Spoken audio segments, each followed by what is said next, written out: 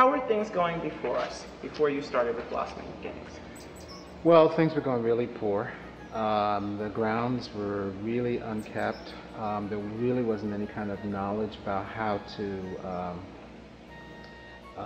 take care of the grounds. I think folks tried their best, but they really weren't. They were doing more harm than good. And we were paying a lot more money for people who really didn't know what they were doing.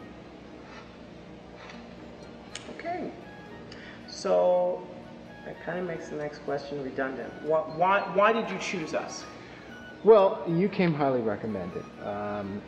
Ed Van Saders had used you, and he mentioned how you were reasonable and that you were good, you knew what you were doing, and you took care of his property.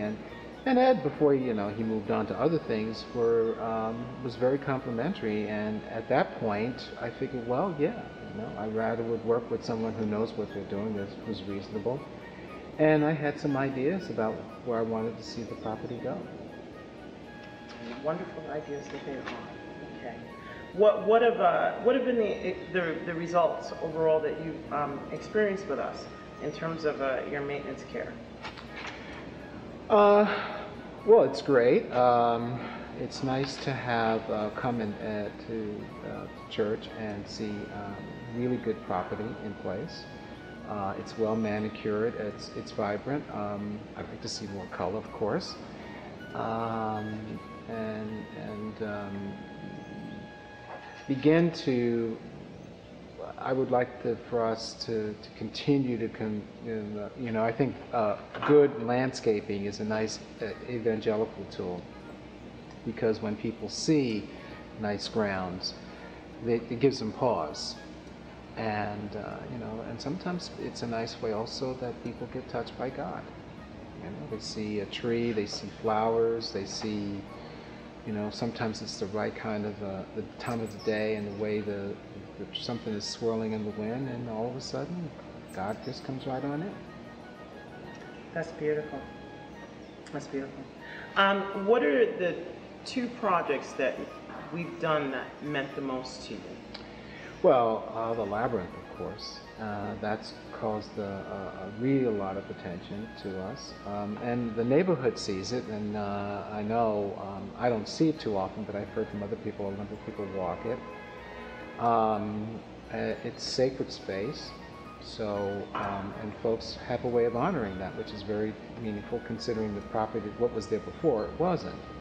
A haven for garbage and other kinds of stuff.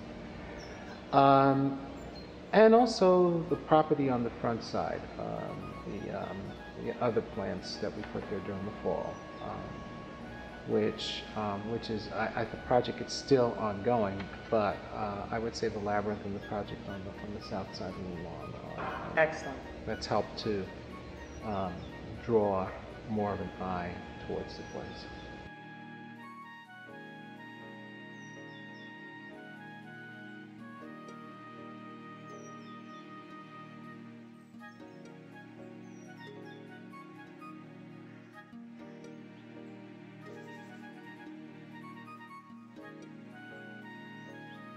Can you talk to me a little bit about why you came to us for audio assistance within the church? Well, because the sound system was horrible. The sound system really stank. It was in this horrible box, and with cables plugged in, it looked like something out of Frankenstein's lab. And there were dead spots in the property, and people couldn't hear. And I wanted to have, and as I see the audio, it's something in process. It's not just what we put up already, right. But I would like to have the capacity to do audio and video recordings of services or events here. Mm-hmm.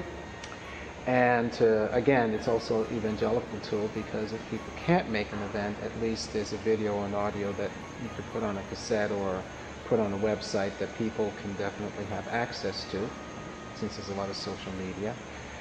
And the idea, my vision is to have other events here.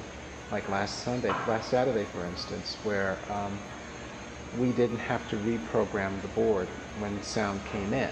You know, there were designated spaces for the sound to go in, and to make sure stuff was working and not have to come back and worry about, oh, we've got to you know, there's definite settings for this church, and then there's settings for people who are going to use the space. And that makes it work a lot easier. So what are you using the existing system for that we've put in for you? Well, right now, for services on Sunday, and other events that happen here, I mean, whenever the microphones are being used. And as I mentioned, we had this fundraiser last week, and there was a lot of recorded music. So it was easy to plug in an iPod and then, you know, have the music projected throughout the space for use for the performers. Is it easy to use? Absolutely. Okay, you're happy.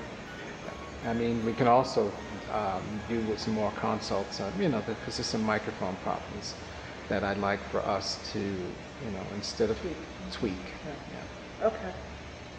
Okay. Why would you recommend us? Well, because you know what you're doing. Just in terms of planning things out, your suggestions are helpful. You know, I may have a wild, crazy idea about putting something in, and then you've been very helpful about saying, well, you may want to consider this. Or we'll go with what you may want, but, you know, I think blah, blah, blah, blah, blah. So, again, I would have never known the mulching would have helped the property, or another mulching would have helped the property, you know. So I said, why not? If it's going to help the property look great, and if it's going to have more people come, why not? I mean, it does look beautiful. But it helps to have to work with someone who knows what they're doing, as opposed to bringing somebody in and just raking up whatever and then mowing, and then you know, they take off. Is there anything else that you'd like to add? Well, you know, whatever ideas that you have that can come up that will help us to be a sign and a witness to the neighborhood, it's welcome. Thank you. You're welcome. Thank you.